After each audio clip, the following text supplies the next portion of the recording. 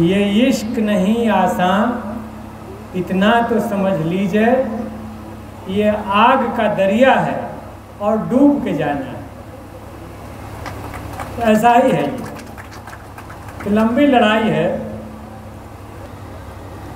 इसलिए थोड़ा सा भी एक सामाजिक कार्यकर्ता को न हार महसूस करने की ज़रूरत है, न थका हुआ महसूस करने की ज़रूरत है। जलाते चलो ये दिए स्नेह भर भर, कभी तो धरा का अंधेरा मिटेगा। ये भाव रखना है उसको।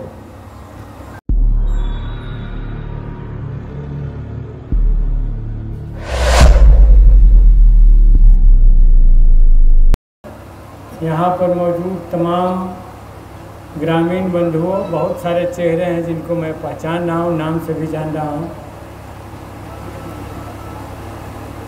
सभी माताओं, बहनों, नौजवान दोस्तों, ग्रामीण बंधुओं, सबसे पहले आप सबका अभिवादन और आपका अभिनंदन। 1 तारीख को जो मेहनत करके 2 महीने के चुनाव को टिका करके और जो विजय दिलाया है भाकपा माले को, इंडिया गठबंधन को, उन सब के लिए आप तमाम कार्यकर्ताओं का, तमाम मतदाताओं का, खासतौर से युवा दोस्तों का विशेष रूप से अभिनंदन है, धन्यवाद है, अभिवादन है। विशेष बहुत कड़ी धूप, कड़ी लहर, ऐसी लहर की सैकड़ों लोगों की जान ले ली इस बार। इस बार भी पार्लियामेंट में हमने सवाल उठाए।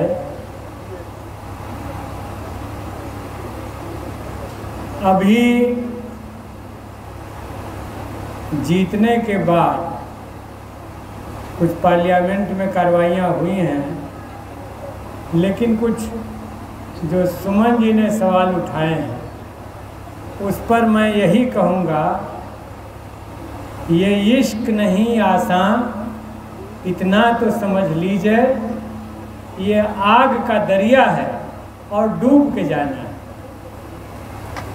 तो ऐसा ही है ये कि लंबी लड़ाई है और उसमें क्या समझते हैं, ये जो जीत हासिल हुई है 2-2 सीट पर, ये कोई आज की देन है। इसमें गोपाल मेहता का कोई योगदान नहीं है।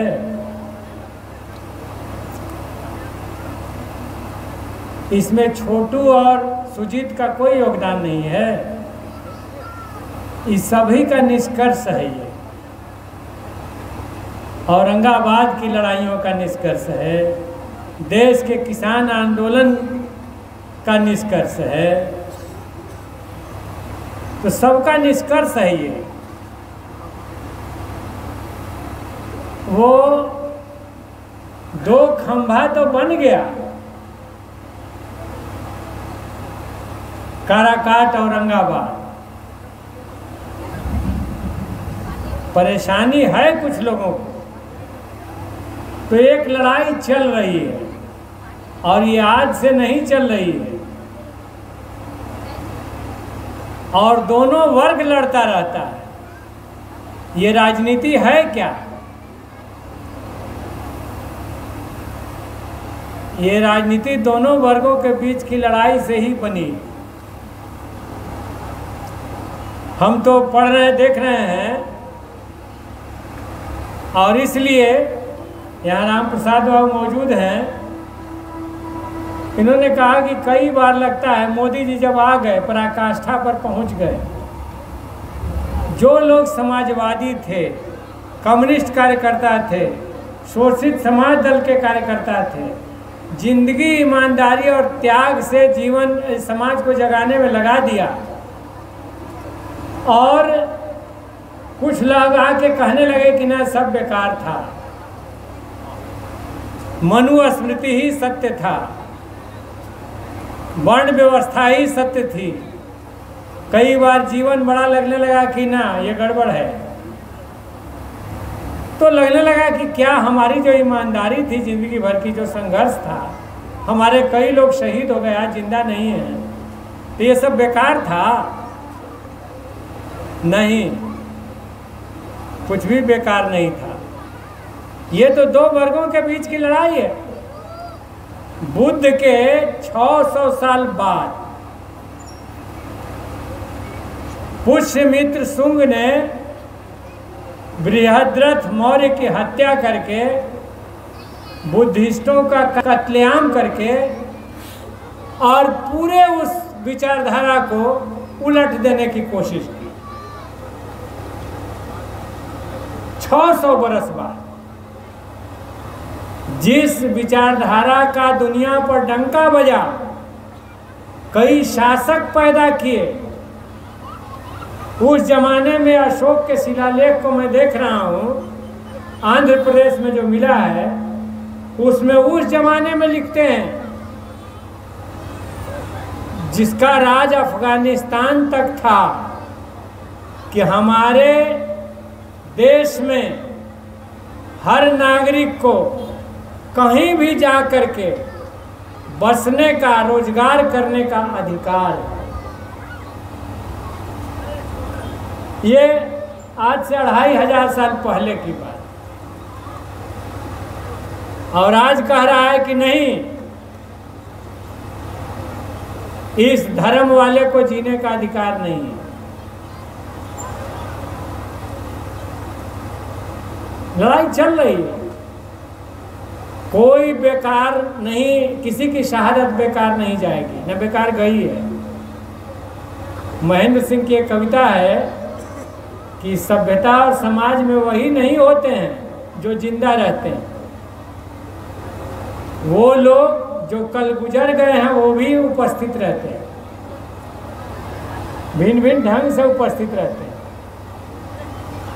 अपने विचारों से, अपने व्यवहारों से, अपने काम से, और यहाँ तक कि अपने जान की कुर्बानी से। इसलिए थोड़ा सा भी एक सामाजिक कार्यकर्ता को न हार महसूस करने की जरूरत है, न थका हुआ महसूस करने की जरूरत है।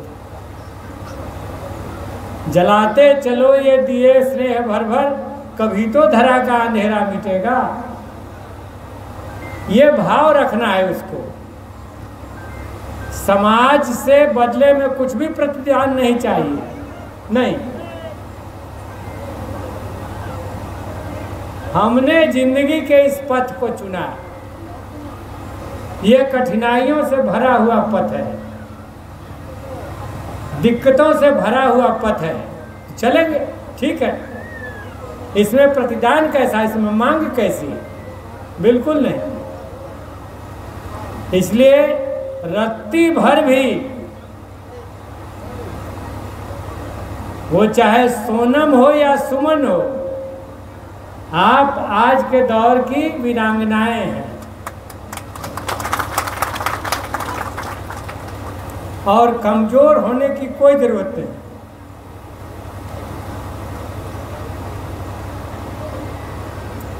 अभी पार्लियामेंट में जो फतेह बहादुर जी ने चर्चा की, कुछ मोशन उठाए गए, आया नहीं पटल पर। राष्ट्रपति के अभिभाषण में कुछ बड़े मुद्दों को, 10 सूत्री मुद्दों को, जिसमें कि राष्ट्रीय भी था, राज्य स्तरीय भी था और लोकल भी था, काराकाट क्षेत्र का भी था, उसको उठाने की कोशिश की गई। पार्लियामेंट के प्रोसीडिंग में सर्कुलेट भी हुआ, लेकिन प्रधानमंत्री के अभिभाषण के समय पेच फंस गया।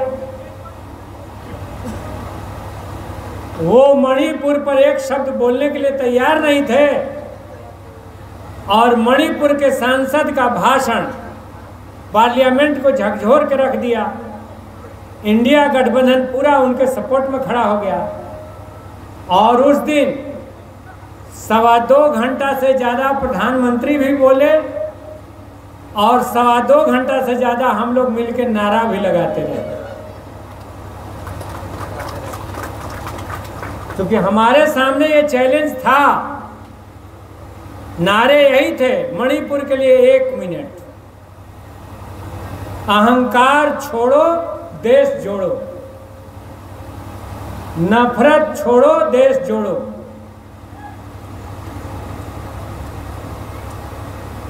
इसलिए कि हम समझ रहे थे, हमने देखा कि मणिपुर अकेला नहीं था। मणिपुर के साथ पूरे नॉर्थ ईस्ट के पार्लियामेंटेरियंस एक साथ हाथ जोड़ा के उतर गए बेल में। उनके सपोर्ट में पूरा तमिलनाडु और दक्षिण के सांसद आ गए, पंजाब के सांसद आ गए। तो हम हिंदुस्तान का छोटा से छोटा राज्य क्यों नहीं हो, उसको इस प्रकार से उपेक्षित, मर्माहत और अपने अंदर की हमको हिंदुस्तान से अलग समझा जा रहा है, ये भाव उसके अंदर हम इंडिया गठबंधन के लोग पैदा होने नहीं दे सकते। देश हमारे लिए एक नंबर पर है और हमने देश की एकता के लिए, देश की मजबूती के लिए, देश में महिलाओं के इज्जत प्रतिष्ठा की रक्षा के लिए, क्योंकि ये मणिपुर ही है जहां औरतों को नंगा घुमाया जा रहा था और सांप्रदायिक भीड़ तालियां पीट रही थी, तो नहीं इसको बर्दाश्त किया जा सकता। स्पीकर अनुशासन का और सब कुछ का डंडा चलाते रहे कि आप लोगों को बोलने के लिए दिया गया, प्रधानमंत्री को क्यों नहीं बोलने दीजिएगा। सवाल यह है कि देश का प्रधानमंत्री देश का प्रतिनिधि है, मणिपुर क्यों ये महसूस करेगा कि वो हिंदुस्तान के राज्य नहीं है, ऐसा व्यवहार किया जा रहा है।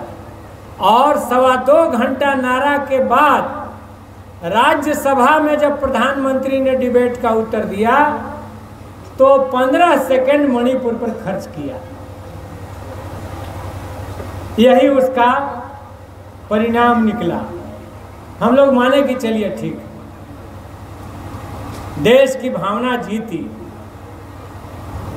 देश के एक छोटे राज्य, देश की महिलाओं ने जो अपने अंदर अपमान और उपेक्षा महसूस की थी, हम उनके भावना के साथ खड़े थे, नारे लगाए और प्रधानमंत्री को झुकाया, 15 सेकंड ही सही बोलने के लिए मजबूर किया। तो हमने अपने प्रयास को सार्थक माना। अब उसमें कुछ मुद्दे अगर हमारे उठाए हुए छूट गए तो छूट गए, कोई बात नहीं है, वो फिर उठेंगे, फिर पार्लियामेंट हो रहा है। हम लोग पार्लियामेंट में गए ही इसीलिए हैं। फतेह बहादुर जी ने कहा कि हमारा तो टारगेट था, इस क्षेत्र के नौजवानों का टारगेट था, क्षेत्र के छात्र युवा मनोरंजन में नहीं भटके, बड़े बड़े भोजपुरी गायक बुलाए गए नौजवानों का दिमाग भटकाने के लिए, लेकिन कहाँ कोई भटका। हमें रोजगार देने वाली सरकार चाहिए दिल्ली में, और बिहार में इंडिया गठबंधन की सरकार बनी तो थोड़ा ही सही लेकिन रोजगार दिया। एनडीए के प्रधानमंत्री तो कहते हैं कि पकौड़ा बेच के रोजगार करो, टेम्पू चला के रोजगार करो। हमारे पढ़े लिखे लड़के लड़कियां अब यही काम करें। उनको अब सरकारी नौकरी नहीं मिलेगी एनडीए राज में, तो उन्होंने तय कर लिया था इस बार, और मैं इसके छात्र युवाओं को सैल्यूट करना चाहूँगा। और पार्लियामेंट में इस बार हम लोग मोदी को घेरेंगे इस सवाल पर कि जो 30 लाख खाली पद हैं देश में, उन पदों पर बहाली करिए। लड़ाई होगी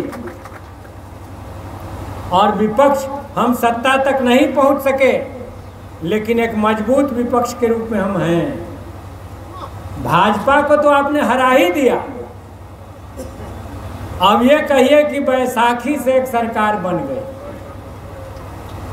और बैसाखी का एक टांग नीतीश कुमार जी बने हुए हैं और दूसरी टांग चंद्रबाबू नायडू जी बने हुए हैं। तो हम लोग तो इस टांग को खिसकाने का कोशिश करते रहे। इसी टांग को मजबूत करने के लिए उधर से भी राजनीति चल रही है। इसी टांग को मजबूत करने के लिए कुछ लोगों को राज्यसभा का पद, कुछ लोगों को एमएलसी का सीट दिया गया। अभी फतेह बहादुर जी ने कहा कि हमारे दुश्मन कौन हैं? भाजपा उनकी नेता है, भाजपा उन्हीं की राजनीति करती है, उन्हीं ताकतों को मजबूत करने की राजनीति करती है। और अब जब अकेले नहीं बन रहा है तो इस तरह के संगठिया लोगों को जुटाया जा रहा है। जुगाड़ टेक्नोलॉजी चल रही है, इस बात को समझना पड़ेगा। और काराकाट की जमात ने समझ लिया। इस लड़ाई में कौन किधर थे? हम लोग के साथ कौन लोग थे? मजदूर था, गांव का दलित था, मुसलमान था, आप किसान थे, नौजवान थे, यही न थे? जिनके पास बहुत पैसा नहीं था, लाख और करोड़ नहीं था, लेकिन आपने धनवानों को, करोड़पतियों को अपना 20 रुपया के टोकन से हरा दिया। ये इस लड़ाई की खूबसूरती है और ये आपकी ताकत की देन थी। गुमान तो यही था, अरे पैसा बांट के सब ले लेंगे। ये हम लोगों को भिखमंगा समझते हैं। गरीब आदमी के स्वाभिमान को इन्होंने देखा नहीं, लेकिन इस बार वो स्वाभिमान सर चढ़ करके बोल रहा था और ये जीत काराकाट की उसी स्वाभिमान की जीत हुई। और इसका नेतृत्व करने वाले आप लोग, गांव का गांव।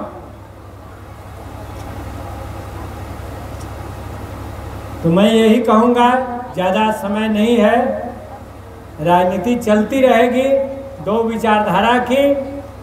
और अगर देश में हम इंडिया गठबंधन की सरकार नहीं बना पाए तो बिहार में तो जरूर हम बनाएंगे। ये हमको चूकना नहीं होगा। यहाँ राजद के नेता हमारे सामने बैठे हुए हैं, इनसे भी एक दो बात कहेंगे कि कुछ बात की हमें समीक्षा भी करनी है। हम 22 सीट बिहार में कम से कम क्यों नहीं ला सके? इसने नाक रख ली। आपने अपने मान सम्मान को केवल नहीं बढ़ाया है, आपने इंडिया गठबंधन की बिहार में नाक रख ली। यही सोन का पट्टी है, पाटलिपुत्रा से औरंगाबाद तक और पूरा शाहाबाद। इसने दोबारा साबित किया कि जहां राजद का और माले का जनाधार है और बढ़िया एकता है, वो इलाका जीत में बदलता है। और जहां तालमेल में कुछ खटास रह गई, वहां दिक्कत हो जाती है। ये पूरा उत्तरी बिहार इस बात को सामने ले आया। तो जो फार्मूला मगध और शाहाबाद की इस धरती से निकला है, इस फार्मूले को पूरे महागठबंधन को एकदम दिल में रख लेना होगा और इसको 25 में नहीं चूकना होगा, क्योंकि 2 बार का यह रिजल्ट आया है। पिछले विधानसभा का भी, इस बार के लोकसभा का भी, और पिछली बार भी ये राजद के जनाधारों से आवाज निकली थी कि माले जितना मांग रहा था, अगर उतना दे दिया जाता तो तेजस्वी जी मुख्यमंत्री हो। ये हम नहीं कह रहे थे। तो इस बार भी 3 सीट की और हमारी मांग थी। सीवान, वाल्मीकि नगर और महबूब साहब का सीट बलरामपुर, ये कटिहार। अगर सीवान में हमें मिलता तो बिल्कुल रोहिणी आचार्य का सीट भी नहीं जाता, बहुत कम मार्जिन से हुआ। इस बार पाटलिपुत्रा जो कई बार से फंस रहा था, इस बार निकला। जहानाबाद निकला। ये काराकाट जब से बना है तब से पहली बार ये निकला। औरंगाबाद में बदलाव हुआ। तो इसीलिए ये गंभीर बात है और ये फार्मूला है, इसको हमें और गठबंधन की सभी ताकतों को आत्मसात रखना है। एक अंतिम बात कहते हुए अपनी बात समाप्त करूंगा। ओबरा के मतदाताओं को विशेष रूप से धन्यवाद है। 6 सीट पर महागठबंधन के विधायक जीते हुए हैं, तो जीत तो यहाँ पहले से ही तय था। कि सब पर जीते हुए हम लोग। लेकिन एक बात कहना है, विधानसभा चुनाव ज़्यादा सघन होता है, लोकसभा कम सघन होता है, मुखिया चुनाव और ज़्यादा सघन होता है। तो विधानसभा में जितना वोट आता है, संसदीय चुनाव जब होगा तो उस विधानसभा में स्वाभाविक रूप से वोट कम जाएगा। लेकिन ओबरा विधानसभा के मतदाताओं का इसलिए धन्यवाद है कि उन्होंने विधानसभा से भी ज़्यादा वोट दिया है, लगभग 74,000। चुपचाप हम घूमे नहीं, गांव नहीं गए, ओबरा में गए ही नहीं, बहुत कम समय दिया, लेकिन 74,000 वोट दे करके ओबरा ने, और केवल वोट देने के मामले में नहीं, बीच में इस गठबंधन में दावेदारी के मामले में भी ये सीट माले को ही मिलनी चाहिए, फलाने व्यक्ति को ही मिलनी चाहिए, ये पहले जनता से आवाज़ थी, कोई और को दावा नहीं था, हमें ये मिलना चाहिए। और जनता की आवाज़ को महागठबंधन ने सुना, समझा और सीट दिया। और सीट दिया तो जनता ने भी दिखा दिया कि हाँ, तमाम तिकड़म चला जाए, दलीय और निर्दलीय दोनों ढंग से, तब भी हम लोग उसको पराजित करने का हौसला रखते हैं और हमने पराजित किया। अब प्रश्न ये है, पिछली बार भी इस सीट पर हमारी दावेदारी थी, 20 सीट हमने मांगा था, ओबरा हमने छोड़ दिया था लालू जी के विशेष आग्रह पर। लेकिन उस समय भी एक चर्चा चल रही थी कि अगर ये माले को सीट मिलता तो 1 लाख से ज़्यादा वोट आता। तो वो आपने इस बार प्रमाणित कर दिया, 74,000 वोट देके विधानसभा में ये वोट बढ़ के 1 लाख तक जाता है। तो अब महागठबंधन को सोचना है कि हमें 1 लाख वोट चाहिए कि 66,000 वोट चाहिए। हम कहें चलिए, हमारे राष्ट्रीय जनता दल के एक और नेता बैठे हैं, तो ये सोचना है कि 1 लाख वोट चाहिए कि 66। हम कहीं जाने वाले नहीं, हम इंडिया गठबंधन में मजबूती के साथ रहेंगे। हम उन दलों में से नहीं हैं जो कि तराजू पर तौलते रहते हैं, किधर भारी पड़ रहा है उधर चल दिए। ना हम मलाई देख के कहीं जाने वाले हैं, हम लोग उसूल और सिद्धांत वाले हैं, भाजपा के खिलाफ लड़ने वाले हैं, देश में सांप्रदायिक राजनीति के खिलाफ लड़ने वाले हैं। और अखिलेश जी ने पार्लियामेंट में उस दिन बहुत अच्छा कहा कि 15 अगस्त अगर देश की आज़ादी का दिन था तो 4 जून देश की सांप्रदायिक आज़ादी के खात्मे का दिन है। तो हम लोग उसूल पर रहने वाले हैं, इसीलिए हम लोग कहीं नहीं जाएंगे। लेकिन इंडिया गठबंधन में इन चीज़ों की हमें समीक्षा करनी है कि हम दिल्ली में चूक गए, पिछली बार बिहार में चूक गए, तो अगली बार 25 में हम बिहार में नहीं चूकें। हम इंडिया गठबंधन की सरकार बनाएं जिससे कि देश में बिहार जो सेंटर बना हुआ है वो ठीक है। अखिलेश जी इस बार ज़्यादा सीट ले आए, लेकिन ऊर्जा कहाँ से ले गए थे? ऊर्जा ले गए थे गांधी मैदान की जन विश्वास रैली से। हम भी थे उस दिन मंच पर और हमने देखा था अखिलेश यादव की आवाज में जो दम पैदा हुआ था, तो गांधी मैदान की उस रैली ने उनको विश्वास से भर दिया था और उनकी टैक्टिस सही साबित हुई।